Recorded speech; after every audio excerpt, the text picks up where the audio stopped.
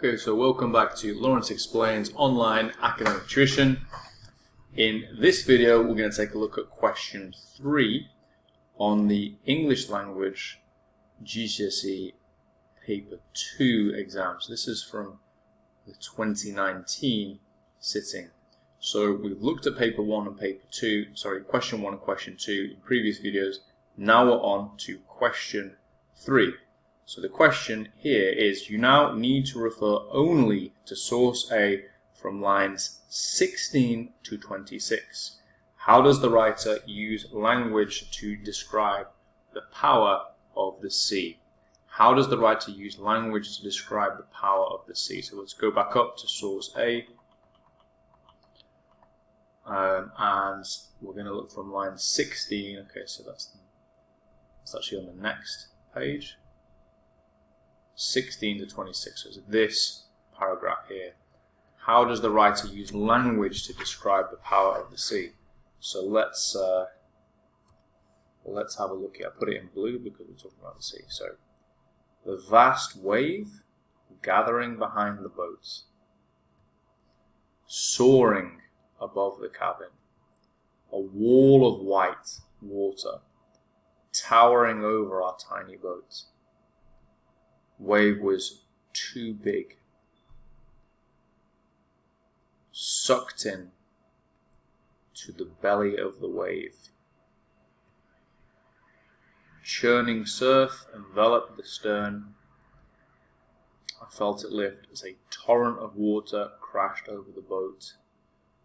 I felt myself falling backwards. The boat collapsed above me, struck a veil. The world went black. And the rush of cold water brutally submerged in the bottomless Atlantic Ocean. My feet were sucked from my shoes, but then I was spun around roughly like clothes in a washing machine. Wow. So this is an incredibly rich description here. So we're going to begin to analyze this, and we're going to break it down. So this is a slightly higher scoring question. This is really what we think of as a sort of proper English question, where we've actually got to do some analysis of language. And the first thing I would say is we have a semantic field that suggests size and power. It's kind of formidable power. So we've got the words vast, a wall, a tower, and then too big.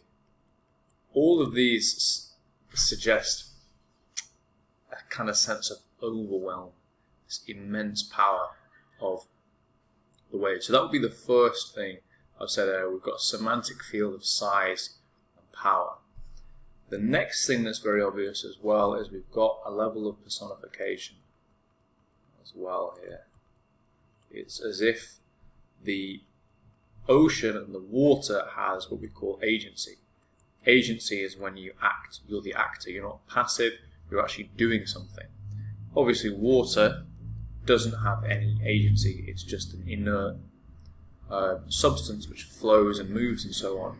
But it's as if the water and the sea has agency. It has a mind of its own, and it's acting of its own volition. So let's have a look here. So we've got a few words which suggest that as well. So again, we've got a cluster of words which suggest agency. And so let's have a look at them. Gathered. That suggests agency. Soaring. Maybe, but I think maybe that's going to come in later. In fact, no, soaring does, because that suggests like intentionally flying.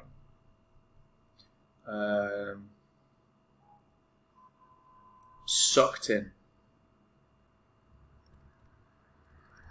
Sucked in. Obviously, that again suggests like agency, the water having its own purpose and its own it almost like its own mind, really. And we've got, the belly as well. So all of these things suggest agency, and there's also a sense of personification as well. Only a person or people gather. A person would, suck something in, and a person has a belly, and these obviously also suggest that the waves have a kind of will of their own.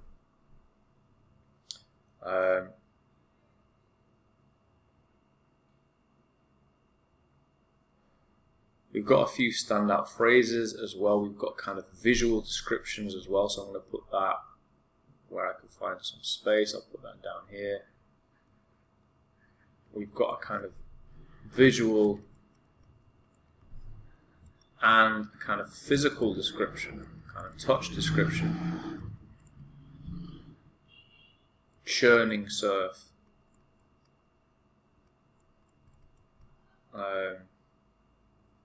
And then it envelops the stern of the boat.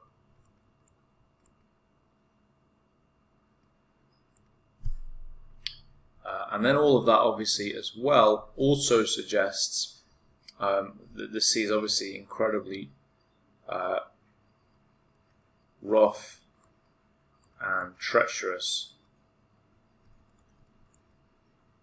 and volatile. That is the image that is presented here. We've got other quotations which kind of emphasize this. The torrent,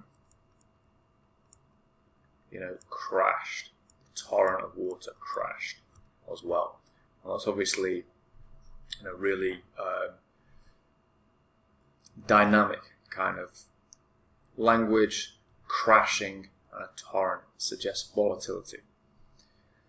And then in the last section of the text, we've got the kind of, there's a sort of mysterious quality to the water. There's this mysterious and almost, kind of almost like a deathly quality to the water. There's something more chilling about it.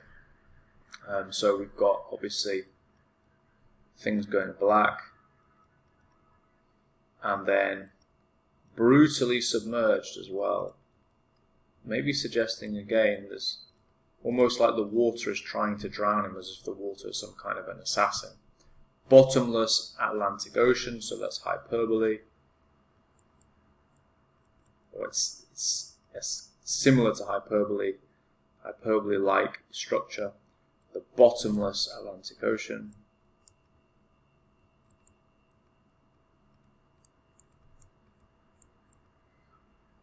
Suggesting there is simply he's dealing with something that's just infinitely bigger than him. And again, we've got this idea his shoes being sucked away, and again that is it's almost like it's the sea is some kind of deadly creature, some succubus that's just coming to try to drown him and kill him, basically. So, brutally submerged. I would extend that and say, sucked from my shoes. He's passive, and the sea is active here. And then finally, we've got this great image that we end on. This very dynamic image, and this is really one of the standout phrases. I tumbled through the surf, spun around roughly like clothes in a washing machine.